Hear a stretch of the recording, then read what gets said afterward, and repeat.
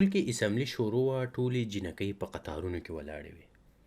د هر یو کلاس جینکۍ په یو طرف ولاړې وې. تلاوت وویلی شو، د تلاوت نه پس قومي ترانه وویلی شوه او بیا ورپسې دعا مو شوه. دعا نه پس هیډ میس وویل چې ټولې جینکۍ په خپل ځای ودرېږئ چې صفایي چیک کړو. هیډ میس په یو قطار ګرځېده او د یوې ماشومې جامې، نوکونه، بوټان او ویښته یې کتل. میمونه د خپل کلاس پیلو په قطارونو کې ولاړه وه. هیډ میس لا دې ته نه وه رارسېدلې چې میمونې خپلو جامو ته وکتل، نو په لاسونو یې وڅنډلې. خو په څنډلو چېرته کېده، ځکه چې خرې ورباندې کلک نښتې وو. میمونې ته چې پته ولګېده چې دا خو په څنډلو نه کېږي، نو اول یې غلې غونته هیډ میس ته وکتل چې کوم ځای سره ده، او بیا یې خپله لمنه په دواړو خپو کې ګیره کړه چې هیډ میس ته نه ښکاري، او داسې انجانه شانتې ودرېده. خو چې کله هیډ میس میمونې ته ورسېده او میمونې ته یې وکتل، نو اول خو لږه شان موسکی شو او بیا ورله غوسه راغله. میمونې د مټ نه ونیوله، وجړقوله، راوجړقوله او ورته یې وویل چې تا پرون هم په دې جامو وهل خوړلي دي، نن بیا هم په دې جامو کې راغلی یې. تا ته ما پرون نه ویلي چې سبا په صفا جامو کې راځه؟ ته لکه چې په خبره نه پوهېږې، شا به لاس ونیسه. هیډ میس اول په یو لاس 2 د چوکو ګزاره وواله او بیا یې په بل لاس 2 ګزاره وواله. میمونه په ژړا شوه، خو د هیډ میس د ویرې یې دننه سلګۍ وهلې. میمونه دومره لویه جینۍ هم نه وه. ټول عمر به یې 7 کاله و او په 3م کلاس کې وه. نرم او نازک لاسونه یې وهلو سره چته ته عادت و. چې اسمبلي او د صفایۍ نه پس ټولې جینکۍ خپل کلاسونو ته لاړې او میمونه هم خپل کلاس ته په سلګو لاړه. د کلاس میس ورته سبق ښودلو، خو میمونه ډېره خپه او وروکه ناسته وه او سبق ته یې هېڅ توجه نه وه. نو د کلاس میس ورباندې نظر پرېوتو او میس میمونې له خواته راغله او په دلاسه یې ورنه تپوس وکړو چې میمونې بچې، مور ته دې ووایه چې صفا جامې درکوي او بیا دې سکول ته رالیږي، نو بیا به دې هیډ میس نه وهي. دا ستا 3مه ورځ ده چې روزانه وهل خورې. میمونې چې د میس خبرې واورېدې، نو بیا په سلګو شوه، او دا ځل داسې په سلګو شوه چې د سلګو ودرېدو حل یې نه معلومېدو. د کلاس میس چې د میمونې دا حال وکتو، نو ډېره پې خفه شوه او د کلاس نه ووته او نیغه هیډ میس پسې لاړه او د میمونې ټول حال یې ورته بیان کړو. هیډ میس هم دغه ساعت را روانه شوه او میمونې له راغله.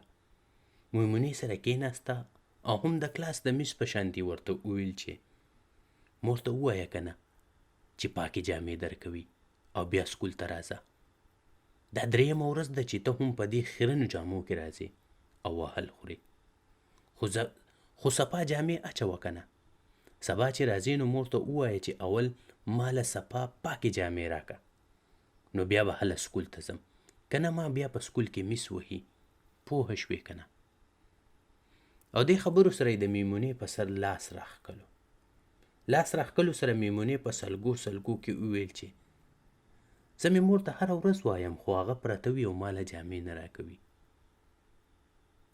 هیډ میس چې د میمونې دا خبره واورېده، نو ورته یې وویل چې راځه چې نن ستا مور سره میلاو شم چې دا تاله ولې پاکې جامې نه درکوي، چې ستا دا دروغ او رښتیا هم معلوم شي.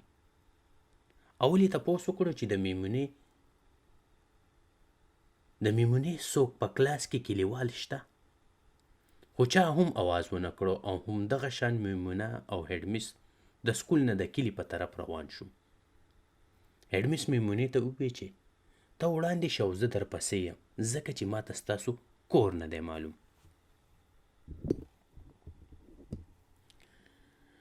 میمونه وړاندې او هیډ میس ورپسې وه. چې لږ څه مزل یې وکړو، نو یو کلي ته رسېدونکي شو، او چې کوم وخت کلي ته رسېدونکي شو، نو میمونې لاره بدله کړه. د کلي سره خوا کې په بل طرف روانه شوه. د هیډ میس دا خیال راغلو کېدی شي چې مور یې په پټو کې دا وخت کار کوي، نو په میمونې هېڅ غم غرض ونه کړو او همدغه شان ورپسې روانه وه.